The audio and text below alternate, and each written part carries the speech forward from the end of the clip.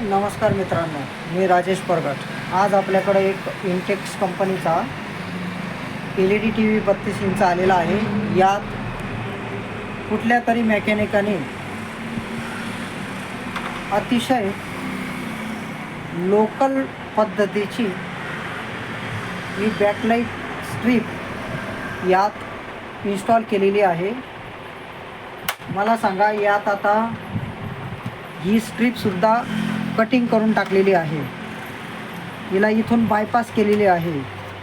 तर मला सांगा, याची लाईफ किती राहील बरं? यात ओरिजिनल बॅकलाईट का टाकले नाही?